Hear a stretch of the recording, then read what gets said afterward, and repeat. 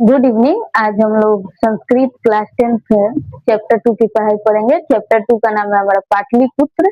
और आप लोग पूरा वीडियो देखिए, पूरा समझ में आए तो इस चैनल को सपोर्ट कीजिए, प्लीज थोड़ा सब्सक्राइब करके जाएं। आज हम लोग का होगा संस्कृत।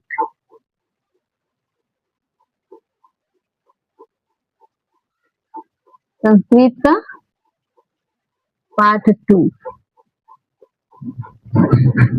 पाठ 2 पार्ट 2 का हमारा नाम है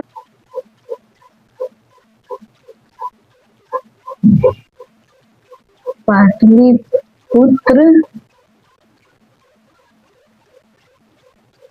वैभव।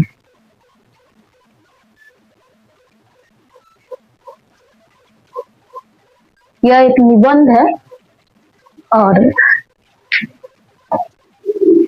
इसको हम अच्छे से समझा दे रहे हैं। फिर जिसको किसी को अगर नोट चाहिए हो तो मेरे डिस्क्रिप्शन में नंबर है, व्हाट्सएप पे आप लोग मैसेज करके डायरेक्ट ले सकते हैं। आप लोग पूरा वीडियो देख के जाइए, समझ में आएगा। हमारा द्वितीय पाठ का नाम है पाटलिपुत्र वैभव। संस्कृत का टोटल 14 चैप्टर है और एग्जाम में हर चैप्टर से 4 नंबर या 5 नंबर का सवाल रहता है। तो आप कोई भी एक चैप्टर पढ़ते हैं तो आपका एग्जाम में डेफिनेटली 5 नंबर बढ़ेगा।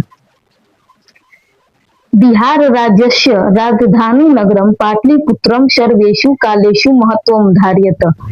मतलब कह रहा है कि बिहार राज्य की राजधानी नगर, जो बिहार की राजधानी नगर है पाटलिपुत्र, सभी कालों में अपना महत्व धारण किए हैं। पाटलिपुत्र आज का नगर नहीं है, पाटलिपुत्र बहुत पुराना नगर है। अस्य इतिहास आर्ध सहस्त्र द्वय परिमिति वर्तते। इसका इतिहास यानी पाटलिपुत्र का इतिहास 2500 वर्ष पुराना है।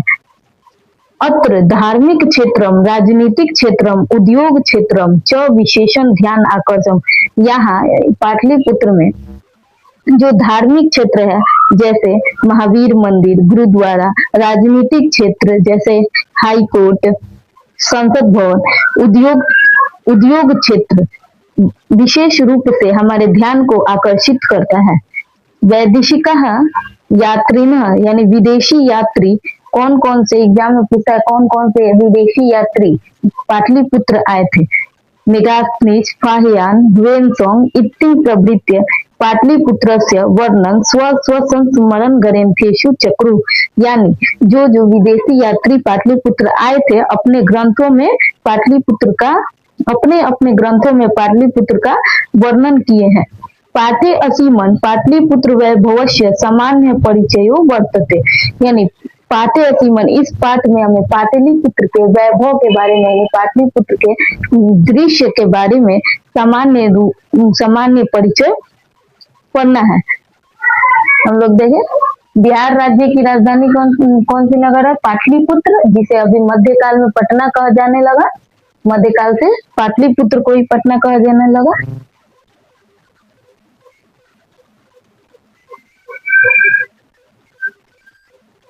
पाटलिपुत्र का इतिहास कितना वर्ष पुराना है? पाटलिपुत्र का इतिहास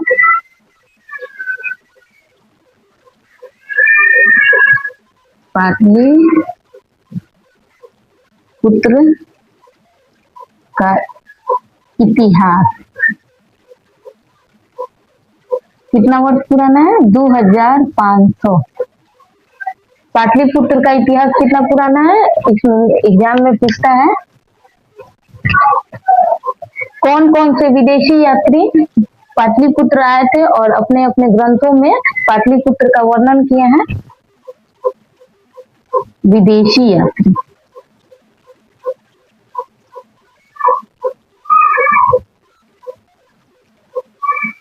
विदेशी यात्री कौन कौन से विदेशी यात्री पटना आए हैं, पाटलिपुत्र आए हैं? मेगास्नीच, नाम आप लोग जरूर याद रखिएगा, एक दो बार पढ़िएगा तो याद हो जाएगा। मेगास्नीज, ये सब विदेशी यात्री थे। Fahien,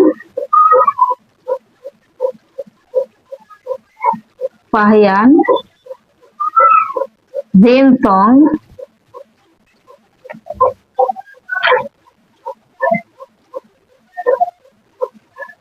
when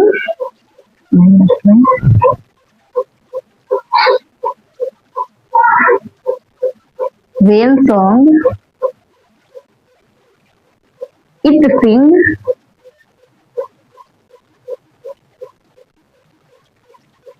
Singh प्रभृत्य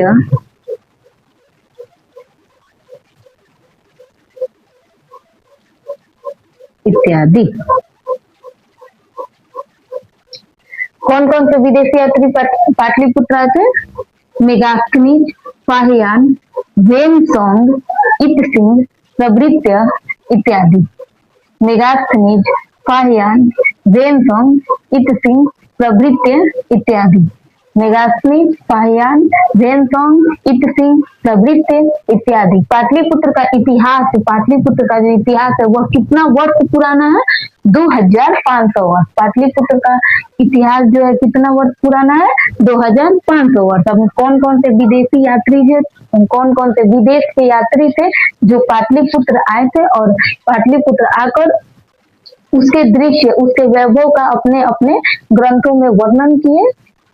Megasthenes, Fahien, Xuanzang, Itsing, प्रभृत्य इत्यादि। मेगास्थनीज, फाहियान, वेनसोंग, इत्सिंग, प्रभृत्य इत्यादि। जो जो मेन टॉपिक है हम उसको बोर्ड पे लिख दे रहे हैं। बाकी इसमें कहा है कि वहाँ का जो धार्मिक क्षेत्र है, जो राजनीतिक क्षेत्र है, जो उद्योग क्षेत्र है, वह विशेष रूप से भी ध्यान आकर्षित करता है। और इस पाठ में हमें पाटलिपुत्र के वैभव के बारे में पढ़ना है। तो हम लोग पढ़ते हैं, प्राचीनेषु भारतीयेषु नगरेष्वन्यतम पाटलिपुत्रं वस द्विचित्र महानगरम बभूव। कह रहा है प्राचीन से ही भारत नगर का पाटलिपुत्र गंगा नदी के किनारे बसा महानगर है। प्राचीन से भारत में बसा पाटलिपुत्र नगर गंगा नदी के किनारे बसा एक महानगर है।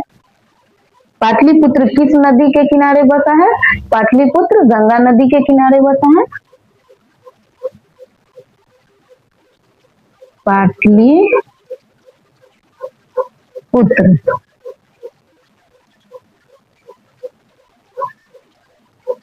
किस नदी के किनारे बसा है? नदी के किनारे बसा, गंगा नदी के। पाटलिपुत्र किस नदी के किनारे बसा है? गंगा नदी के किनारे। तद्विषय दामोदर गुप्तो नामः कवि कुटनीम ताख्य काव्य कथ्यति। तद विषय यानी इसके विषय में दामोदर गुप्त नामक कवि कुटनीम ताख्य काव्य कथ्यति। आपको दो बात याद रखना है। दामोदर गुप्त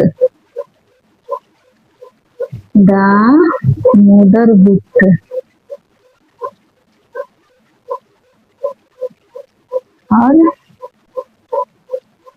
राजशेखर।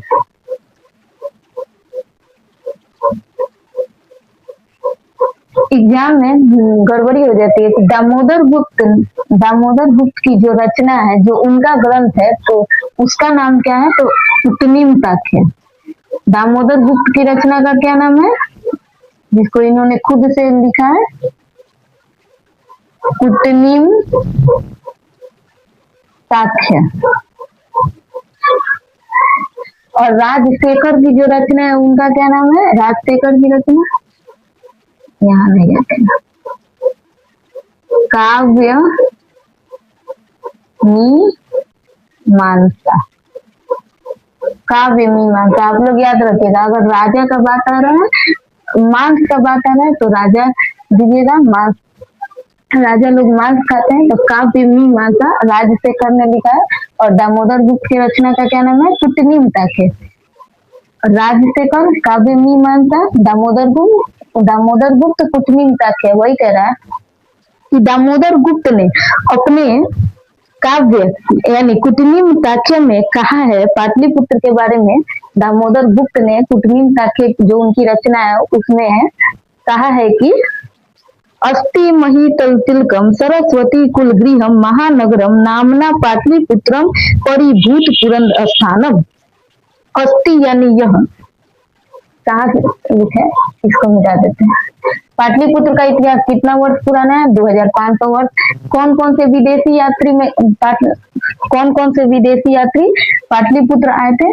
मेगास्थनी, फाहियान, वेनतोंग, इतसिंह प्रभृत्य इत्यादि। पाटलिपुत्र किस नदी के किनारे बसा है? पाटलिपुत्र गंगा नदी के किनारे बसा है। दामोदर गुप्त की रचना कौन सी है? कुटनीमता के। राजशेखर की रचना कौन सी है? काव्य मीमांसा।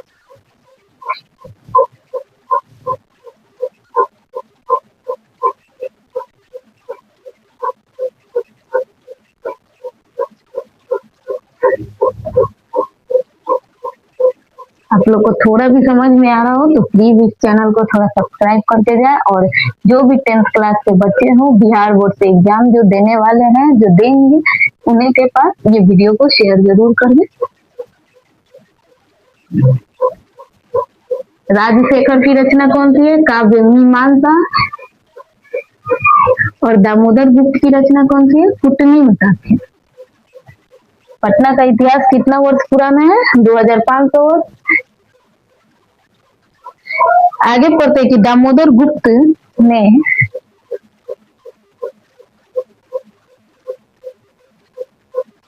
दामोदर गुप्त इनकी रचना क्या थी? कुटनीमता थी।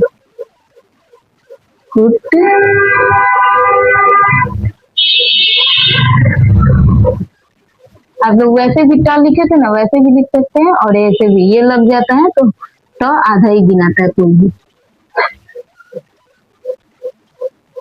नीचे हलंत लगता है तो वो शब्द आधा गिनाता है। दामोदर गुप्त की रचना कौन सी थी? कुटनीमता के। और कुटनीमता के जो उनकी रचना थी उसमें पाटलिपुत्र के बारे में कहा था, अस्ति महितलतिलकम सरस्वती कुलगृहम महानगरम नामना पाटलिपुत्रम परिभूत पुरंदरस्थानम। यानी यह जो पाटलिपुत्र है, महितलतिलकम, मही यानी धरती, और धरती का तिलक। पाटलिपुत्र को क्या कहा? महितलतिलकम यानी धरती का तिलक, सरस्वती कुलगृहम, सरस्वती का, यानी वहां हम लोग जानते हैं कि वहां बहुत बड़ा एक विश्वविद्यालय था नालंदा, जहां हजारों लाखों पुस्तकें थी जिसे अंग्रेजों द्वारा जला दिया गया था।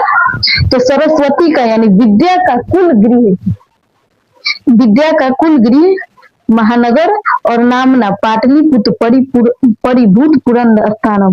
पुरंदर यानी होता है इंद्र, और उन्होंने पाटलिपुत्र की तुलना इंद्र से भी सुंदर बताया। पाटलिपुत्र को इंद्र से भी सुंदर किस नगर को बताया है? दामोदर गुप्त ने इंद्र से भी सुंदर पाटलिपुत्र को बताया है। दामोदर गुप्त ने कुटनीमता के में क्या क्या लिखा है? धरती का तिलक, धरती का तिलक,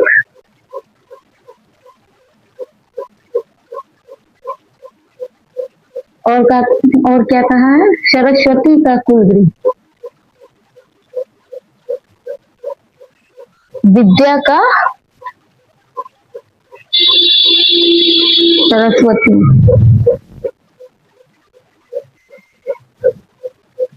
सरस्वती का। आप लोग आराम आराम से पढ़िए, आप लोग को सब समझ में आएगा। सरस्वती का कुल गृह,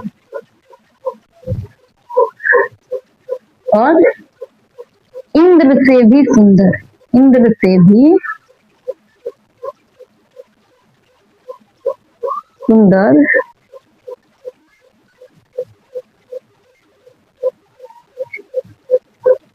पाटलिपुत्र को बताया है, पाटलिपुत्र को बताया है।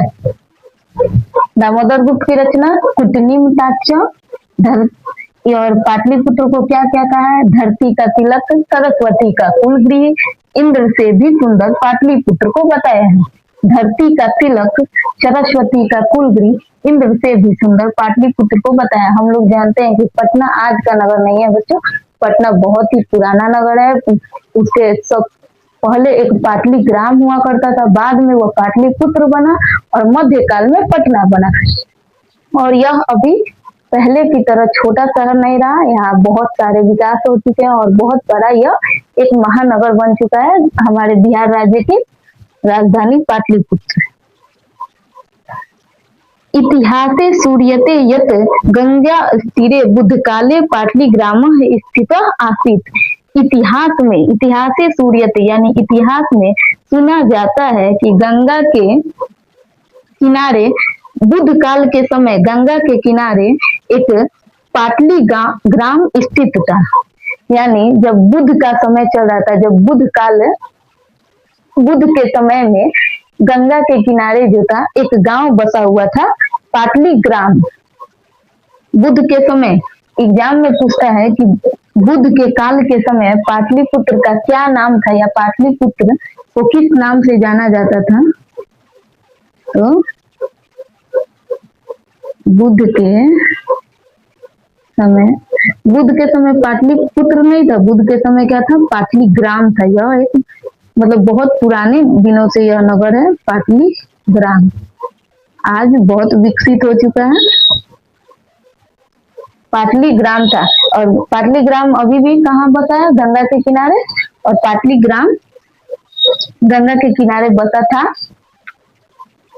यत्र च भगवान बुद्ध बहुकृत्व समागतः, यानी यत्र च यहाँ भगवान बुद्ध बहुकृत्य बहुत बार समागतः आए हैं। कौन बार बार पटना में आए हैं, कौन कौन बार बार पाटली ग्राम आए थे, कौन एग्जाम में पूछा है, कौन बार बार, अनेकों बार पाटली ग्राम आए थे। कौन,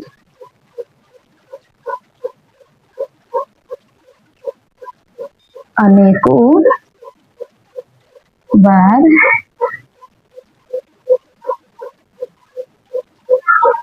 पाटली ग्राम आए थे। बुद्ध के समय पाटलिपुत्र का क्या नाम था, पाटली ग्राम आए थे। बताइए, आप लोग कमेंट कीजिए कि कौन अनेकों बार पाटली ग्राम आए थे। बुद्ध।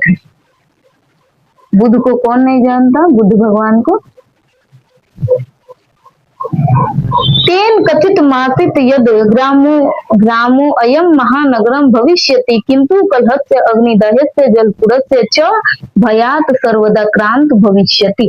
तेन कथित मासित यानी यत्र च भगवान बुद्ध बहुकृत्व समागत, यहाँ भगवान बुद्ध बहुत बार आए थे। तेन कथित मासित तभी उन्होंने कहा था, यद यानी यह ग्रामो अम्य, यह ग्राम, यह गांव भविष्य में महानगर बनेगा। महानगरम भविष्यति, यह गांव भविष्य में महानगर बनेगा। किंतु लेकिन कलहस्य अग्निदाहस्य जलपुरस्य च भयात सर्वदा क्रांत भविष्यति, भविष्य में यह गांव एक महानगर बनेगा, लेकिन इस नगर को काल से, आग से और जल यानी बाढ़ से हमेशा भय बना रहेगा। पाटलिपुत्र को किस किस चीजों से खतरा था,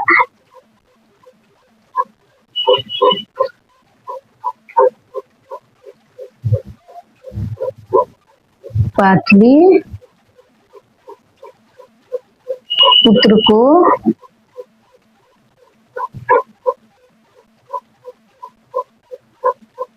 किन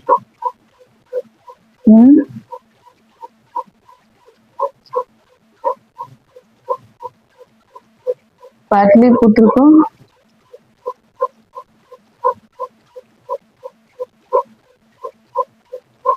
किससे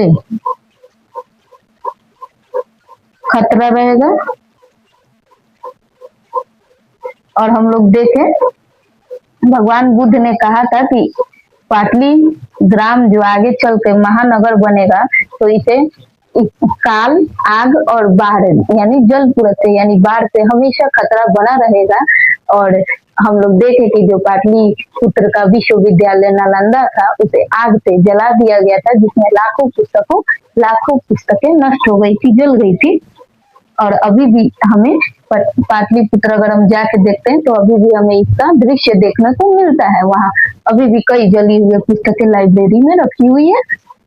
किस किस से भय रहेगा यानी किस किस से खतरा रहेगा, काल, आग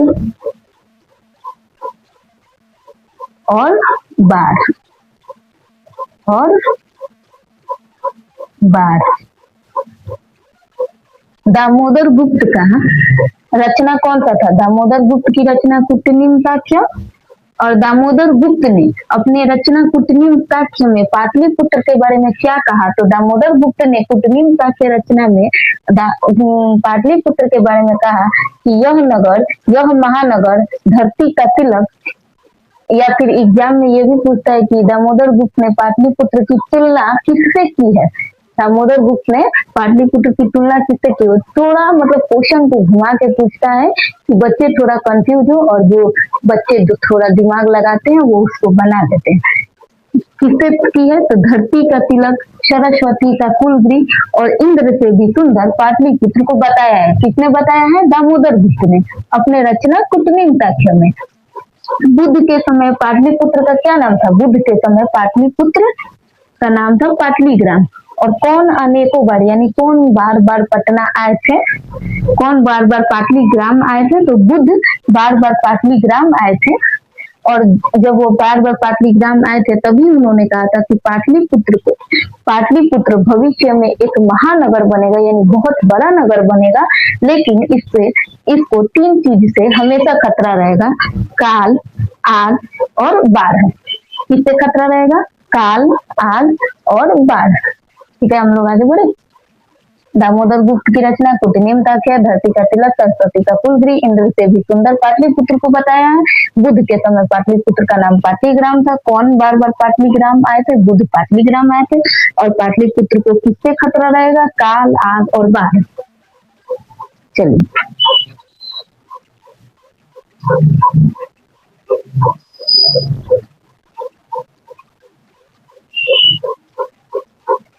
पाटलिपुत्र का इतिहास कितना वर्ष पुराना है? 2500 वर्ष।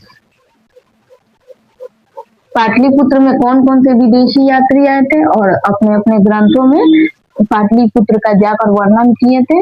मेगास्थनीज, हाहियान, इत्सिंग प्रभृत्य वेनसंग। पाटलिपुत्र जो है हमारा किस नदी के किनारे बसा है? तो पाटलिपुत्र गंगा नदी के किनारे बसा है। आगे बढ़ते हैं। कालांतरेण पाटलीग्राम एवं पाटलिपुत्र मिति कथितः। कालांतरेण यानी समय बदलने पर पाटलीग्राम एवं पाटलिपुत्र कथितः। पाटलीग्राम ही पाटलिपुत्र कहलाया।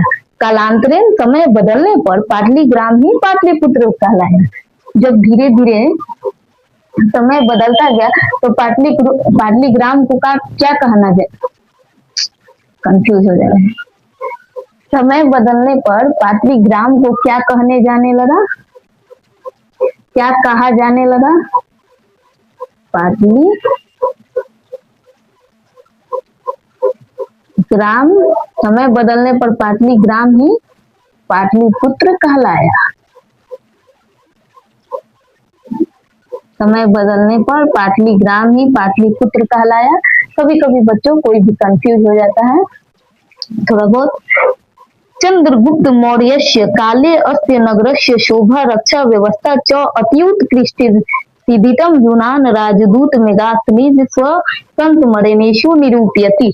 बच्चों आप लोग याद रखिएगा, हम बताए हैं कि कौन कौन से विदेशी यात्री पाटलीग्राम आए थे। तो उसमें पहला नाम था मेगास्थनीज।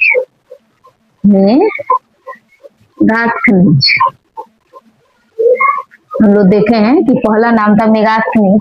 एग्जाम में यह पूछता है मेगास्थनीज कहाँ का राजदूत था? मेगास्थनीज कहाँ का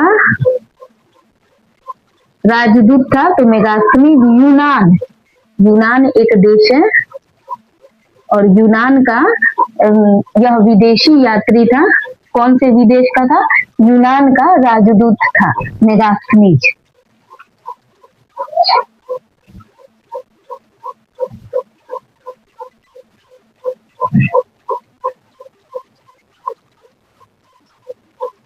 चंद्रगुप्त मौर्य से काले अस्य नगर से शोभा रक्षा व्यवस्था।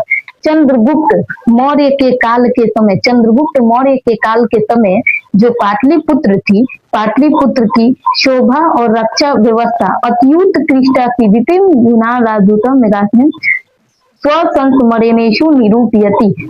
यानी मेगास्थनीज जो यूनान का राजदूत मेगास्थनीज था, उसने स्वसंस्मरणेषु निरूपयति अपने ग्रंथ में कहा है कि चंद्रगुप्त मौर्य के काल के समय पाटलिपुत्र की शोभा यानी देखने की जो उसकी शोभा थी और वहां की जो रक्षा व्यवस्था थी अत्युत्कृष्ट यानी बहुत ही मजबूत और बहुत ही उत्कृष्ट थी। यूनान, इसको सीधा हम लिख देते हैं यूनान, शॉर्टकट में लिखने वाला है के राजदूत, यूनान के राजदूत मेगास्थनीज ने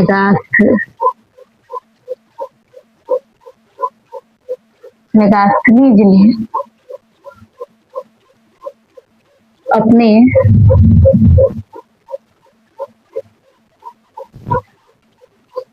हम बताए हैं कि विदेश के जो यात्री थे तो अपने अपने ग्रंथों में पाटलिपुत्र का वर्णन किए थे, तो मेगास्थनीज भी ना अपने ग्रंथ में पाटलिपुत्र का वर्णन किए थे, तो वही वर्णन किए तो बता रहे हैं कि यूनान के राजदूत मेगास्थनीज ने अपने ग्रंथ स्वसंस्मरणेषु यानी अपने ग्रंथ जिसे खुद से उन्होंने लिखा हो में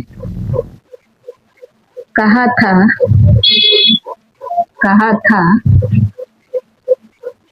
कि चंद्रगुप्त यानी जब चंद्रगुप्त मौर्य का काल चल रहा था, चंद्रगुप्त मौर्य का जब काल चल रहा था, पटना में जब शासन चल रहा था चंद्रगुप्त मौर्य के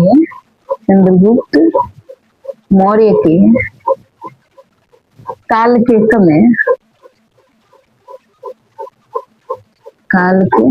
पहले कोई राजनेता थोड़ी ना शासन करते थे, पहले राजा का शासन चलता था, लोकतंत्र नहीं चलता था। चंद्रगुप्त मौर्य के काल के समय पाटलिपुत्र की शोभा एवं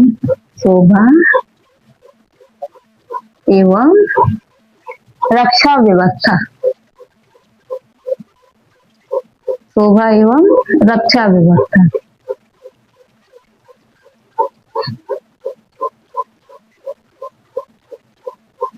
उत्कृष्ट थी।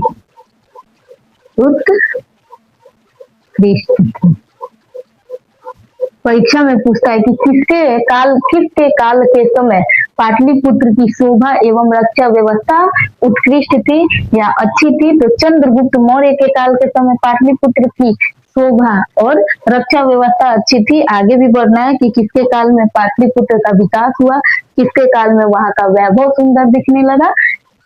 इसमें बच्चे कंफ्यूज हो जाते हैं, आप लोग याद रखिएगा। यूनान के राजदूत मेगास्थनीज ने अपने ग्रंथ में कहा था कि चंद्रगुप्त के काल के समय पाटलिपुत्र की शोभा एवं रक्षा व्यवस्था उत्कृष्ट थी। चंद्रगुप्त के काल के समय शोभा यानी वहां की जो देखने की जो शोभा थी, जब चंद्रगुप्त का शासन पटना में चल रहा था, जब काल चल रहा था, और वहां की जो रक्षा व्यवस्था थी उत्कृष्ट यानी अच्छी थी।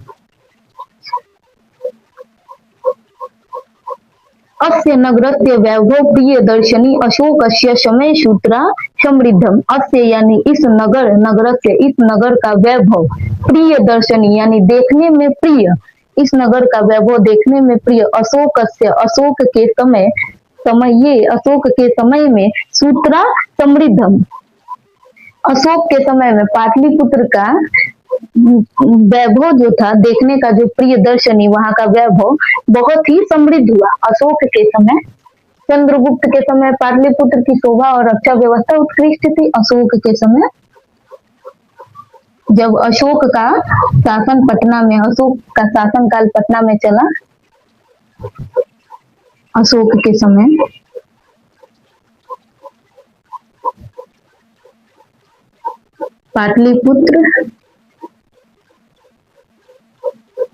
अशोक के समय पाटलिपुत्र का वैभव प्रिय दर्शनी काव्य दर्शन। अशोक के समय जो पाटलिपुत्र का वैभव था, यानी जो देखने में वैभव, वो कैसा रहा? प्रिय दर्शनी, वैभव समृद्ध हुआ। समृद्ध भी आप लोग लिख सकते हैं, वैभव समृद्ध था।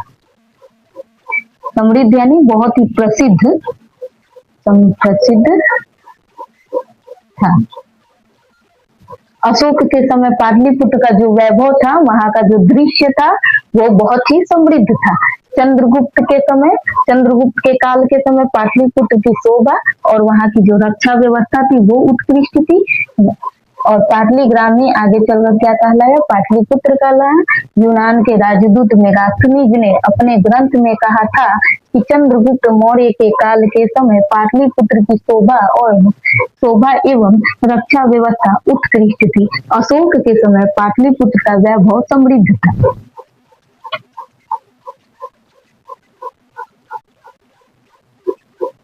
दामोदर गुप्त का कौन सा काव्य था? दामोदर गुप्त का काव्य था कुटनीम तात्या। राजशेखर का काव्य मीमांसा।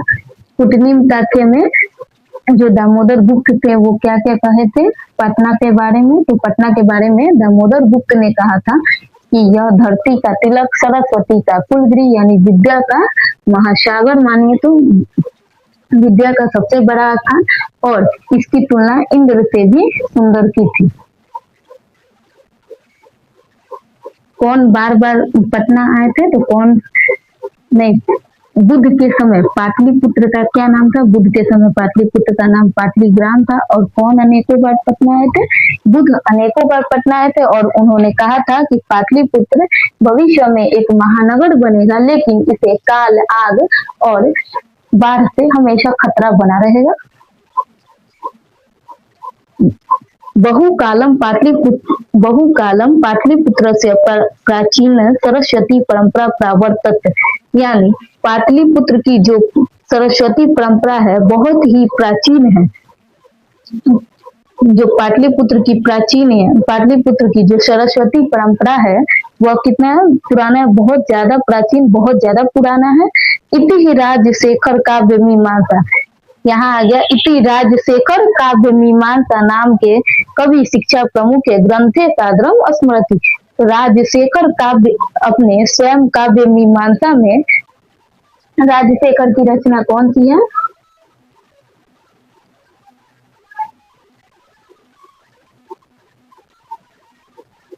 राजशेखर की रचना है काव्य मीमांसा। काव्य मीमांसा आप लोग याद रखिएगा। राजा लोग क्या खाते हैं? तो राजा लोग मांस खाते हैं। अगर मांस कब आते हैं तो आप लोग राजशेखर में टिक लगाइएगा परीक्षा में। और उन्होंने क्या कहा था पाटलिपुत्र के बारे में अपने ग्रंथ काव्य मीमांसा में? अत्र उपवर्ष वर्षा विह पाणिनि पिंगल व्यागी वर रुचि पतंजलि इहि परीक्षिता ख्याति पूजनम। अत्र उपवर्ष वर्षा विह पाणिनि पिंगल व्यागी वर रुचि पतंजलि इहि परीक्षिता ख्याति पूजनम, यानी अत्र यहाँ उपवर्ष पाणिनि, पाणिनि संस्कृत का विद्वान किसे कहा जाता है? पाणिनि ही संस्कृत के विद्वान है और संस्कृत ग्रामर भी उन्होंने ही लिखा है पाणिनि ने।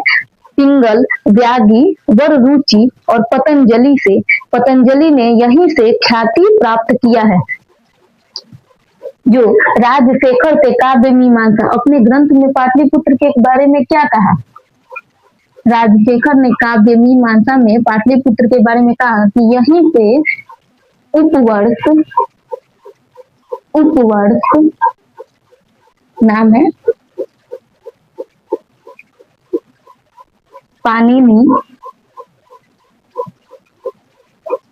पाणिनि नाम याद रखिएगा आप लोग, 2 नंबर में पूछता है। पिंगल,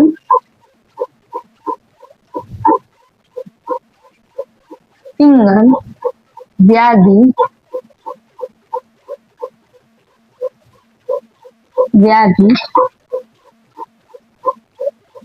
वर रुचि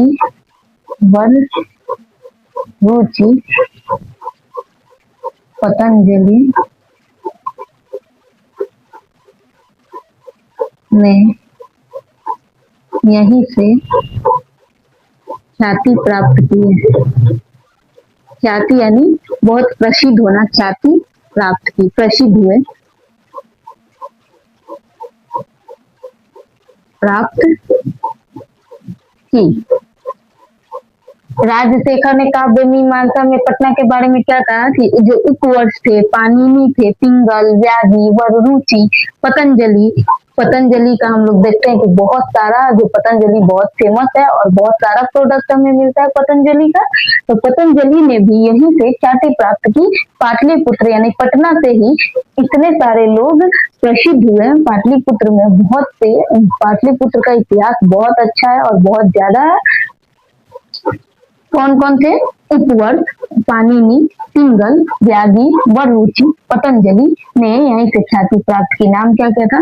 उपवर्ष, पाणिनि, पिंगल, व्याधि, वररुचि, पतंजलि।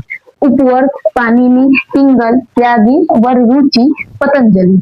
राजशेखर काव्य मीमांसा, उपवर्ष, पाणिनि, पिंगल, व्याधि, वररुचि, पतंजलि ने यही ख्याति प्राप्त की।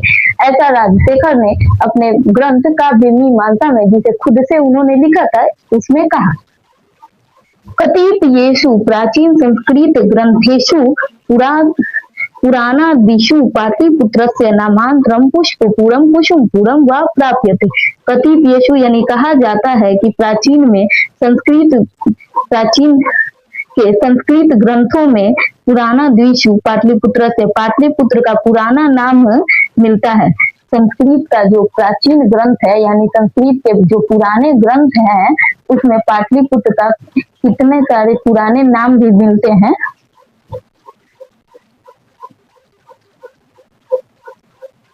प्राचीन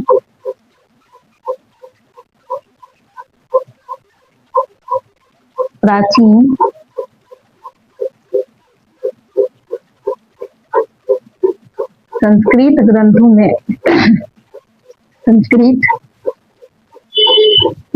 में पाटलिपुत्र का, हम लोग तो ज्यादातर दो ही नाम जानते हैं, पाटलिपुत्र और पटना। बाकी इसका जो संस्कृत का जो पुराना ग्रंथ है, उसमें बहुत सारा नाम मिलता है पाटलिपुत्र का नाम, पाटलिपुत्र का नाम। प्राचीन संस्कृत ग्रंथों में पाटलिपुत्र के नाम कौन कौन से हैं? पुष्पपुर, पाटलिपुत्र को पुष्पपुर भी कहा गया है। पुष्पपुर, कुसुमपुर,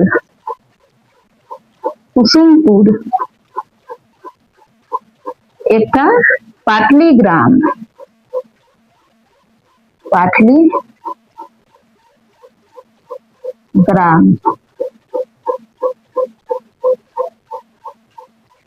प्राचीन के संस्कृत जो ग्रंथ है, उसमें पाटलिपुत्र का कौन कौन सा नाम मिलता है? हमारे एग्जाम में जो पूछता है कि पाटलिपुत्र का पुराना नाम कौन कौन सा है, अगर आ रहा है कि ऐसा आपको देख रहा है प्रश्न में पाटलिपुत्र का पुराना नाम, तो आप लोग लिख दीजिएगा पुष्पपुर, कुसुमपुर, पाटलीग्राम। और आप लोग पाटलिपुत्र भी लिख सकते हैं, अगर पटना दिया रहे तो पाटलिपुत्र भी लिख सकते हैं। पुष्पपुर, कुसुमपुर, पाटलीग्राम। पाटलिपुत्र का पुराना नाम कौन कौन सा था? पुष्पपुर, कुसुमपुर, पाटलीग्राम। पुष्पपुर, कुसुमपुर, पाटलीग्राम। राजशेखर ने काव्य मीमांसा यानी अपने ग्रंथ में क्या कहा था कि जो उपवर्ष थे, पाणिनि, पिंगल, व्याधि, वररुचि, पतंजलि ने भी यहीं से ख्याति प्राप्त की, यहीं से बहुत प्रसिद्ध हुए। और प्राचीन के संस्कृत ग्रंथों में भी पाटलिपुत्र का बहुत सारा पुराना नाम मिलता है, जो नाम है पुष्पपुर, कुसुमपुर। इसको पुष्पपुर यानी फूलों का जगह, कुसुम मतलब भी फूल ही होता है, कुसुमपुर पाटलीग्राम कहा गया है। आगे बढ़ते हैं। अनेन ज्ञायते यत् नगरस्यास्य समीपे पुष्पाना बहुल मूल उत्पादनम भवति स्म पाटलिपुत्रमिति शब्दो अपि पाटल पुष्पाना पुतलिका रचना नाम श्रित्य प्रचलितः।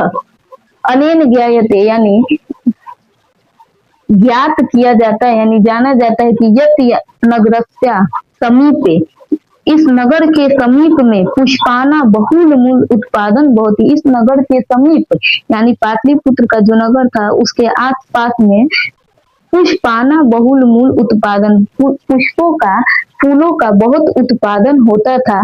पाटलिपुत्र मिट्टी में, पाटलिपुत्र में शब्दों अपी, एक शब्द है पाटल पुष्प पुतलिका नाम श्रित्य प्रचलित।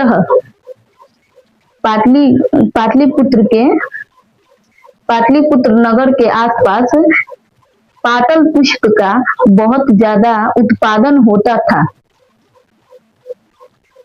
किसका उत्पादन होता था, कौन से पुष्प का?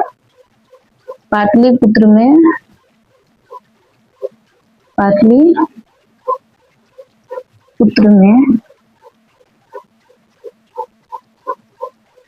पुष्प का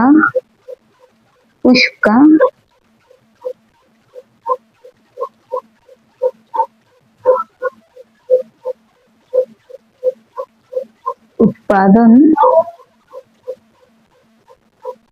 होता था पाटल पुष्प।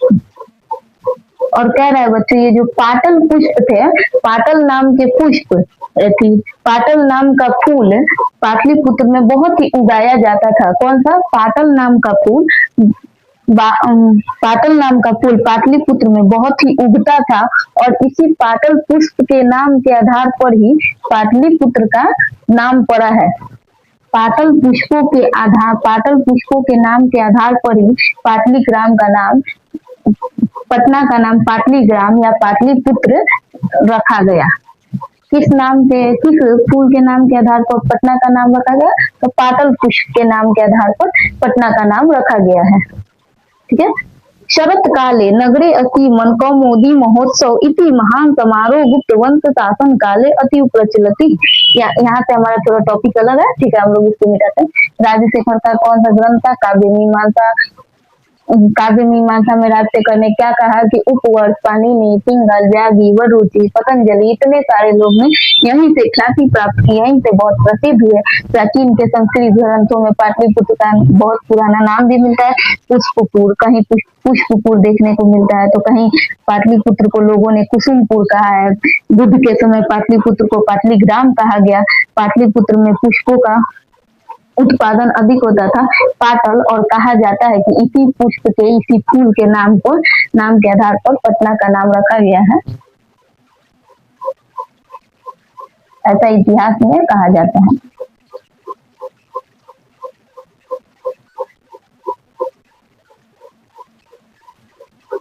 हमारा चैप्टर 1 शॉर्ट चलेगा, थोड़ी देर में ये चैप्टर समाप्त हो जाएगा, ज्यादा लंबा नहीं है। एक ही वीडियो में आप लोग का एक चैप्टर कंप्लीट होता है, संस्कृत हो या हिंदी, एक ही वीडियो में एक चैप्टर हम कंप्लीट करवाते हैं। अच्छे से समझाने का भी प्रयास करते हैं, आप लोग को समझ आए तो और अच्छी बात है। शरत काले नगरे असीमन कौमुदी महोत्सव इति महान समारोह गुप्त वंश शासन काले अति प्रचलति। शरत काले नगरे असीमन यानी शरत काल में, सर्दी के काल में, शरदी के समय इस नगर में, नगरे असीमन, इस नगर में कौमुदी महोत्सव, कौमुदी नाम का महोत्सव यानी कौमुदी नाम का त्योहार, इति महान समारोह, बहुत ही, कौमुदी समारोह बहुत ही प्रचलित था। शरद काल में इस नगर में, शरद काल में कौमुदी महोत्सव गुप्त वंश के शासन के काल के समय बहुत प्रचलित था। जब पाटलिपुत्र में किसका शासन चल रहा था? गुप्त वंश के शासन का काल चल रहा था। गुप्त वंश राजा के जब शासन चल रहा था पाटलिपुत्र में, तो एक महोत्सव था जो पटना में बहुत ज्यादा प्रसिद्ध था, यानी वहाँ के जो लोग थे बहुत ही आनंद मग्न हो जाते थे, बहुत ही खुश हो जाते थे और बहुत ही धूमधाम से उस महोत्सव को मनाते थे, जिसका नाम था कौमुदी महोत्सव। ठीक है, लिखते हैं। शरद काल में गुप्त वंश के शासन, गुप्त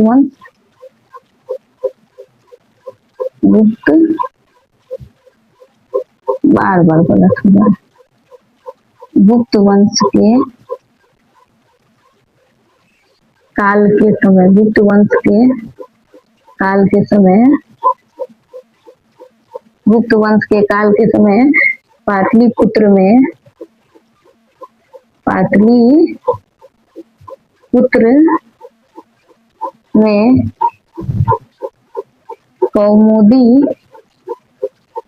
कौमुदी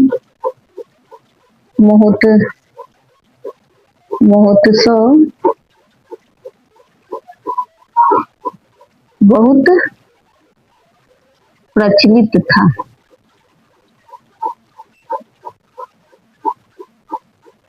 गुप्त वंश के काल के समय कौन सा महोत्सव बहुत प्रचलित था और पटना में बहुत धूमधाम से मनाया जाता था?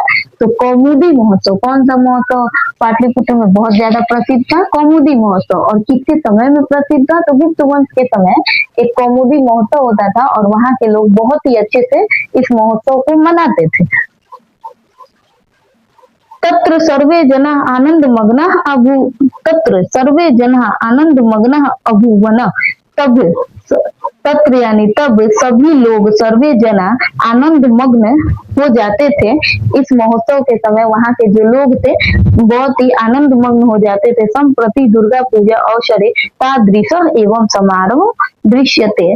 कहा जाता है, पाटलिपुत्र में कहा जाता है कि संप्रति यानी आज के समय में जो दुर्गा पूजा का अवसर आता है, हम लोग दुर्गा पूजा जो दशहरा मनाते हैं, उसमें दशहरा के समय कौमुदी महोत्सव का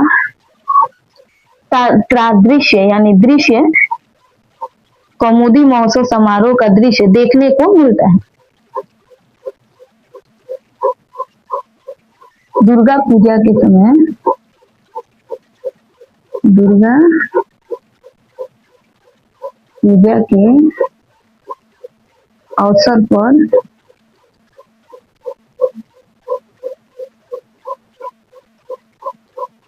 कौमुदी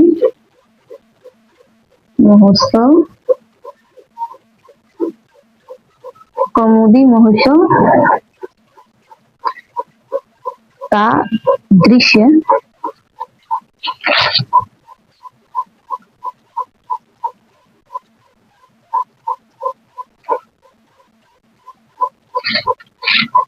दुर्गा पूजा के अवसर पर कौमुदी महोत्सव का हल्का फुल्का जो दृश्य यानी थोड़ा तुलना किया गया है, दृश्य देखने को, वैसे अभी मनाता नहीं है कोई भी, इस महोत्सव को अभी कोई नहीं मनाता है, लेकिन पाटलिपुत्र में कहा जाता है कि दुर्गा पूजा के अवसर पर ऐसे ही मतलब कुछ दुर्गा पूजा के तरह ही कुछ कौमुदी महोत्सव भी मनाया जाता था, दृश्य देखने को मिलता है।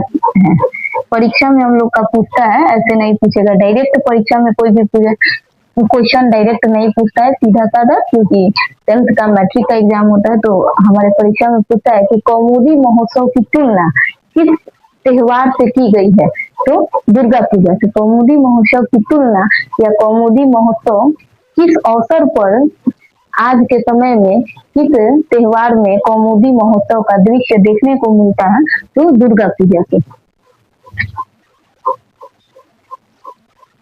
काल चक्रवशाद यद्यपि मध्य काले पाटलिपुत्र वर्ष सहस्त्र प्रमिति जीर्णता मन भुवत। काल चक्रवशाद यानी समय बदलने पर, यद्यपि यह मध्य काल में, समय बदलने पर यह मध्य काल में, हमारे 3 काल था, अभी आधुनिक काल, बीच का मध्य काल और प्राचीन काल। काल 3 होते हैं, प्राचीन काल, मध्य काल, आधुनिक काल। तो मध्य काल में पाटलिपुत्र हमारा जो पटना है, वर्ष सहस्त्र परिमिति जीर्ण शीर्ण, यानी वस्त्र, क्या लिखा है, वर्ष सहस्त्र परिमिति यानी 1000 वर्ष, वर्ष सहस्त्र परिमिति यानी 1000 वर्ष, समय बदलने पर मध्यकाल के समय, ऐसे पूछता है कि मध्यकाल के समय,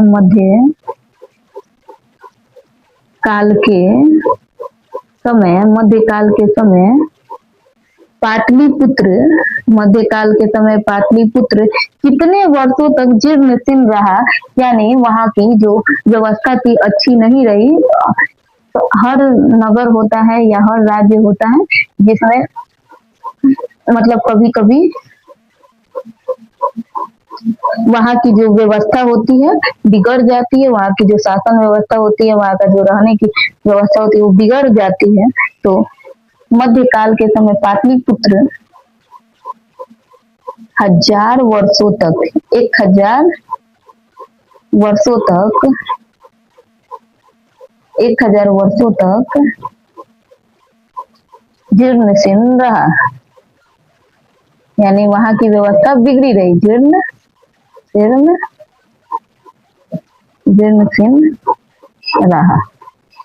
परीक्षा में पूछा है कि कितने वर्षों तक मध्यकाल में पाटलिपुत्र जीर्ण शीर्ण रहा, तो 1000 वर्षों तक 1000 वर्षों तक मध्यकाल के समय पाटलिपुत्र की जो व्यवस्था थी वो अच्छी नहीं रही, थोड़ी व्यवस्था वहां बिगड़ गई थी।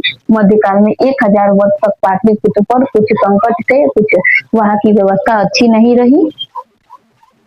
पाटलिपुत्र सोचिए 1000 वर्षों तक वहां की जब व्यवस्था ही जो थी बिगड़ी हुई थी, तो पाटलिपुत्र कितना पुराना नगर होगा। इसका इतिहास हम बताएं शुरू में कि इसका इतिहास 2500 वर्ष पुराना है, और जिसमें 1000 वर्षों तक पाटलिपुत्र जीर्ण शीर्ण ही रहा, यानी वहां की जो व्यवस्था थी अस्त व्यस्त रही।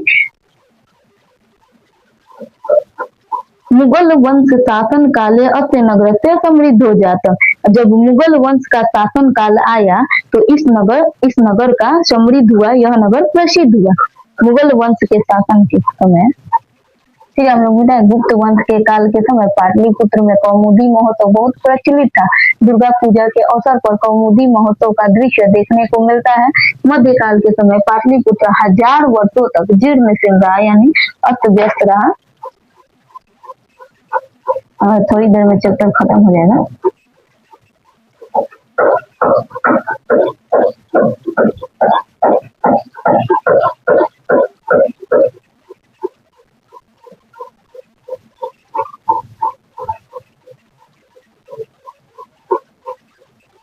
कोई भी बच्चों संस्कृत को अच्छे से अभी किसी भी कोचिंग में संस्कृत की तैयारी अच्छे से नहीं करवाई जाती है, और हम भी कोई संस्कृत का विद्वान नहीं है, लेकिन हम आप लोग को इतना पढ़ा देंगे कि आप लोग का संस्कृत में एक भी प्रश्न नहीं छूटेगा। और जब चैप्टर खत्म हो जाएगा तो हम ग्रामर भी स्टार्ट करेंगे, संस्कृत ग्रामर। एग्जाम तक आप लोग का तैयारी हो जाएगा। मुगल वंश के शासन काल के समय इस नगर की प्रसिद्ध हुआ। आंग्ल शासन काले च पाटलिपुत्र से सूत्राम विकासो जाता। और आंग्ल के शासन काल में पाटलिपुत्र का विकास और भी अधिक हुआ। किसके शासन काल में?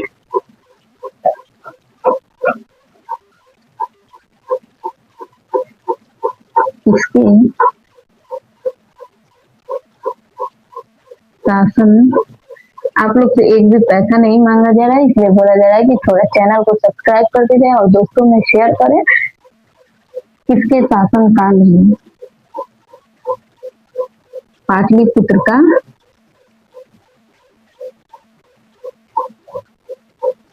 और अधिक विकास हुआ, और अधिक विकास होने लगा। 1000 वर्षों तक पाटलिपुत्र जीर्ण शीर्ण रहा, अस्त व्यस्त रहा। फिर किसके शासन काल में पाटलिपुत्र का विकास होने लगा? अधिक विकास हुआ आंग्ल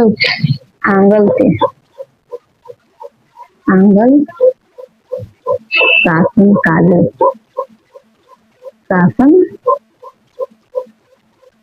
काले। आंग्ल के शासन काल के समय पाटलिपुत्र और अधिक विकास हुआ। नगरमिदं मध्यकाले एवं पटनेति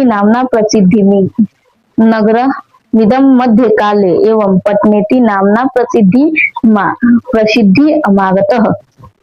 नगर मीद यानी यह नगर मध्यकाल में पटनेती नामना यानी पटना के नाम से प्रसिद्ध हुआ। पाटलिपुत्र जो था पटना के नाम से कब से कहा जाने लगा, तो मध्यकाल के समय से पाटलिपुत्र को पटना कहा जाने लगा। मध्यकाल से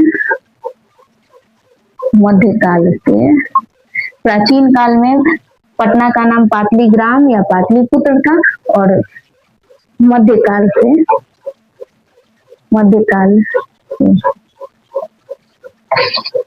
पाटलिपुत्र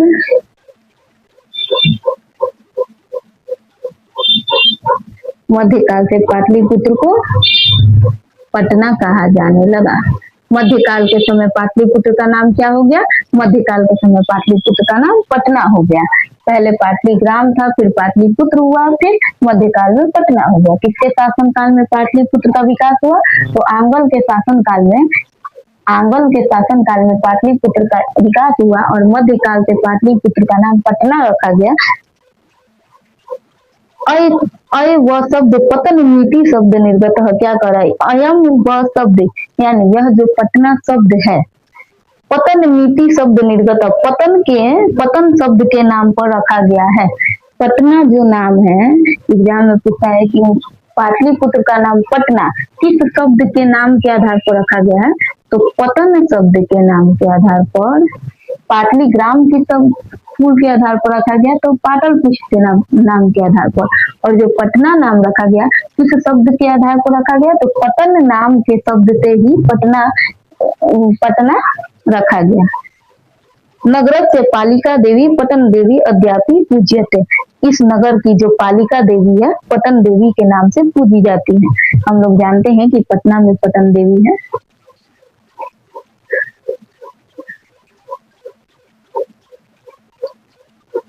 पालिका देवी कौन है? पटना की पालिका देवी, कौन है? पटन देवी। पटन देवी के नाम से पूजी जाती है। हम लोग का एक पैराग्राफ और है और खत्म होने वाला है क्लास। संप्रति पाटलिपुत्र से पटना नाम नगरम अति विशाल वर्तते बिहार राज्य से राजधानी चाहती। यानी संप्रति आज के समय में पाटलिपुत्र जो पटना नगर है वह बहुत ही विशाल यानी बहुत ही बड़ा। आज के समय पाटलिपुत्र हम लोग देखते हैं, पाटलिपुत्र का पटना जो है बहुत बड़ा एक शहर बन चुका है। वहाँ बहुत सारा उद्योग क्षेत्र है, बहुत सारा कारखाना है, राजनीतिक क्षेत्र है, उद्योग क्षेत्र है और धार्मिक क्षेत्र भी है। अति विशाल वर्तते बिहार राज्य से की राजधानी, बिहार की राजधानी बन गई है और बहुत ही बड़ा यह नगर बन गया है। अनुदिन नगर से विस्तारम भवति, आए दिन इस नगर का विस्तार ही हो जा रहा है। अनुदिन नगर से विस्तार भवति यानी जैसे जैसे आए दिन नगर का विस्तार यानी चलता जा रहा है।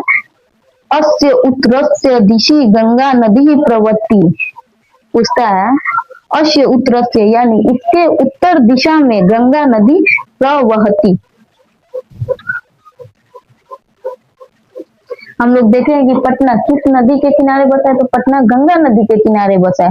और पटना के किस दिशा में जो गंगा नदी है बहती है? तो पटना के उत्तर दिशा में गंगा नदी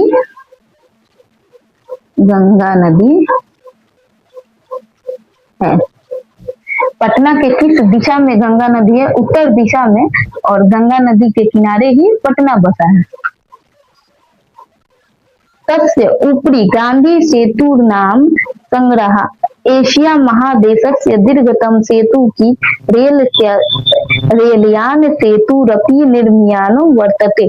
तस्य ऊपरी यानी जो गंगा नदी है पटना के उत्तर दिशा में क्या है? तो पटना के उत्तर दिशा में ही गंगा नदी है और गंगा नदी के ऊपर कौन सा पुल बनाया जा रहा है? तो गंगा नदी के ऊपर एक पुल है गांधी सेतु। आप लोग नाम याद रखिएगा, गांधी सेतु नाम एशिया महादेश का सबसे लंबा पुल गांधी सेतु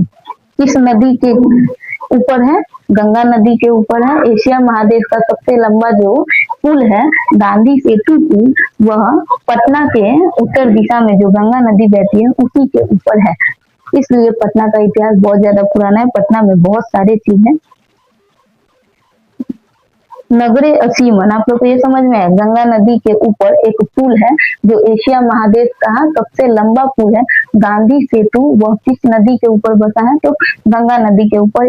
हम लोग का एग्जाम में पूछता है कि एशिया महादेश का, एशिया महादेश का, एशिया क्या एक महादेश है, और एशिया महादेश का सबसे लंबा पुल, एशिया महादेश का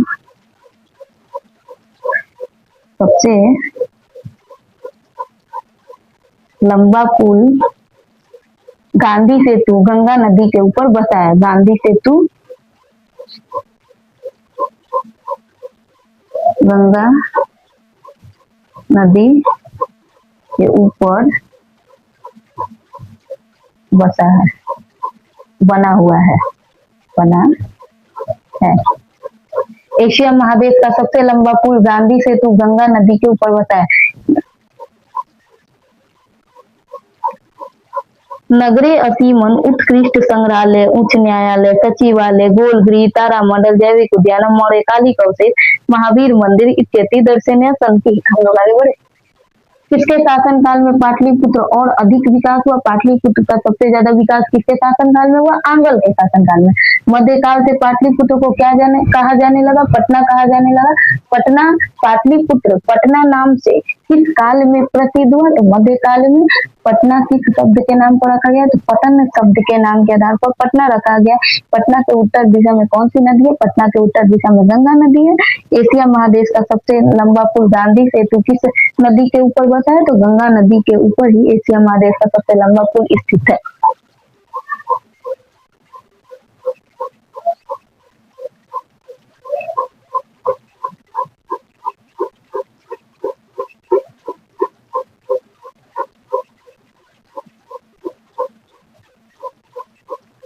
में हमें पूरा पाटलिपुत्र के वैभव के बारे में ही देखना था। पाटलिपुत्र का इतिहास, उसका वैभव, वहाँ क्या क्या है, बस थोड़ा सा है, चैप्टर खत्म होने वाला है। क्या कह रहे हैं? नगरे असीमन उत्कृष्ट, यानी इस नगर में उत्कृष्ट संग्रहालय। हम लोग जानते हैं कि पटना में बहुत सारे घूमने लायक जगह है। संग्रहालय यानी और उच्च न्यायालय, हाई कोर्ट जो हमारा है पटना में ही है। सचिवालय, गोलगृह, गोलघर, तारामंडल, जैविक उद्यानम, यानी जैविक उद्यान यानी चिड़ियाघर हम लोग बोलते हैं ना, चिड़ियाघर, उसी को जैविक उद्यान कहते हैं। मौर्य कालिक अवशेष, यानी मौर्य के समय के जो कुछ विशेष वस्तु बची थी। महावीर मंदिर इत्यादि दर्शनीय संति, यानी यहाँ दर्शन करने लायक जगह है। कौन कौन सा?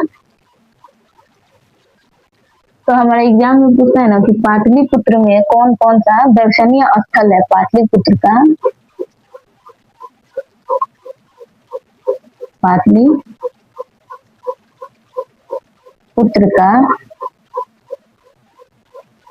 दर्शनीय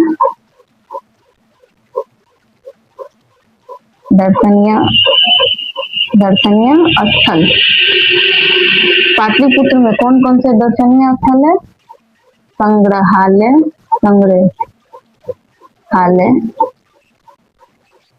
सचिवालय,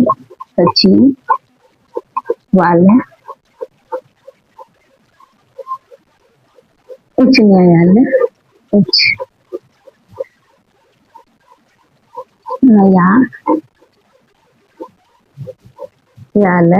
उच्च न्यायालय,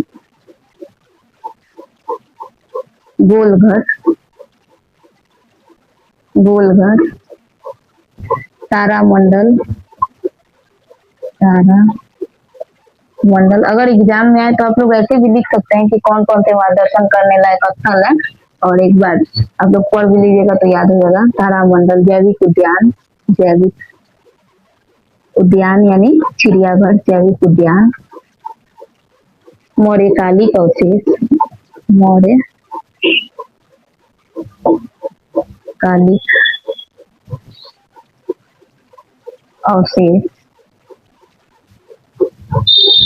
तथा महावीर मंदिर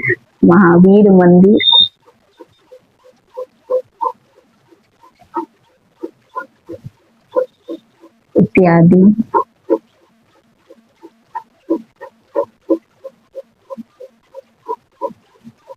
पाटलिपुत्र में स्थित है।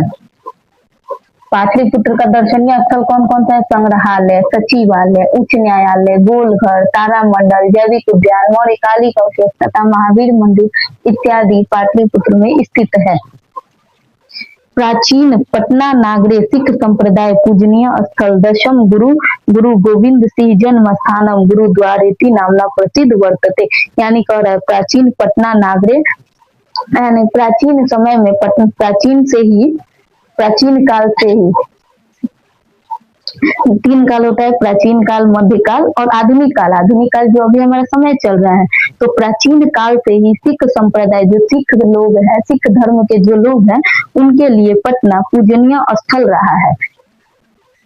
प्राचीन काल से किस संप्रदाय के लोगों के लिए पटना पूजनीय स्थल रहा? सिख संप्रदाय के लोगों के लिए पटना पूजनीय स्थल रहा, क्योंकि सिख संप्रदाय के 10वें जो गुरु थे, गुरु गोविंद सिंह, उनका जन्म स्थान कौन सा है? पटना ही है, और पटना में गुरुद्वारा नाम से प्रसिद्ध है।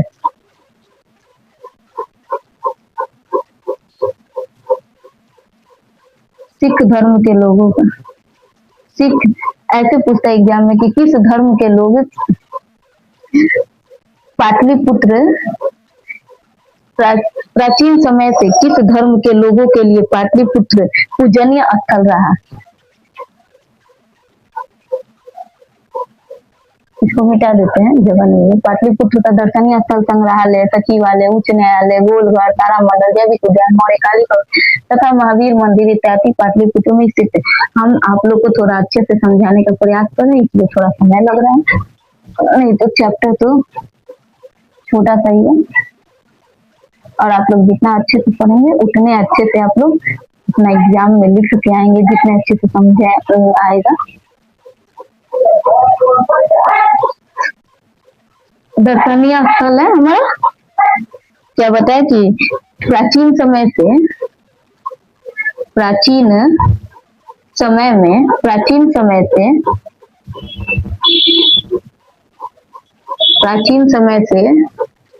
सिख धर्म के लोगों के लिए, सिख धर्म के लोगों के लिए पाटलिपुत्र पूजनीय यानी पूजने लायक स्थल रहा, क्योंकि उनके 10वें गुरु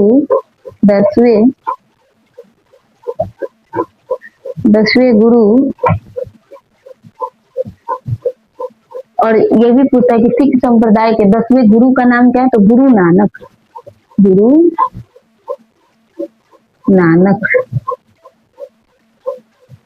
देव का, गुरु नानक देव का जन्म स्थान गुरुद्वारा नाम से है। गुरुद्वारा हम लोग जानते हैं पटना में गुरुद्वारा है, और वहीं पे गुरु नानक, वहाँ 10वें गुरु नानक देव का जन्म स्थल है, गुरुद्वारा नाम से है। प्राचीन समय से सिख धर्म के लोगों के लिए पाटलिपुत्र पूजनीय स्थल रहा, क्योंकि उनके 10वें गुरु गोविंद सिंह, गुरु नानक नहीं, गुरु गोविंद सिंह, नया अपडेट, गुरु गोविंद सिंह का जन्म स्थान गुरुद्वारा नाम से प्रसिद्ध है।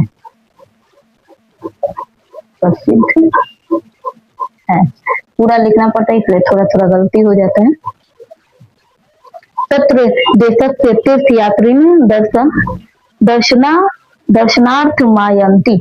तत्र यानी यहाँ देश के कई तीर्थयात्री दर्शन करने आते हैं, देश के कई लोग दर्शन करने आते हैं।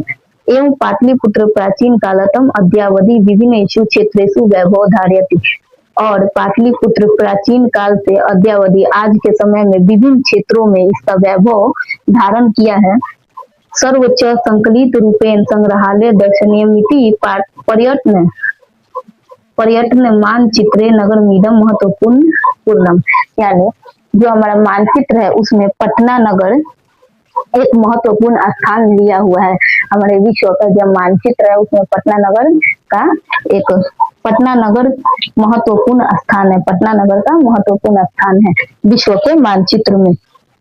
तो हम लोग देखे पटना के वैभव के बारे में, पटना के बारे में आज हम लोग बहुत कुछ सीखे। पटना का इतिहास कितना पुराना है, 2500। पाटलिपुत्र में कौन कौन से विदेश के लोग आए थे, मेघासनी, फायान, हेनसोंग प्रभृति। और पाटलिपुत्र किसके समय प्रसिद्ध हुआ? अशोक के समय। दामोदर गुप्त ने पाटलिपुत्र को क्या कहा? धरती का तिलक, सरस्वती का कुलगिरी, इंद्र से भी सुंदर बताया। राजशेखर ने कहा कि उपवर्ष, पाणिनि, पिंगल, व्याधि व रुचि, पतंजलि ने यहीं से ख्याति प्राप्त की है।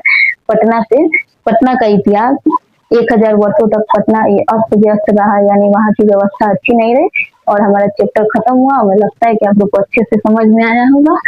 सिख संप्रदाय के जो सिख धर्म के लोग भी है वो पाटलिपुत्र में उनके 10वें गुरु गोविंद सिंह का जन्म भी पाटलिपुत्र में ही हुआ। सिख धर्म के जो 10वें गुरु थे गुरु गोविंद सिंह, उनका भी जन्म पाटलिपुत्र में ही हुआ।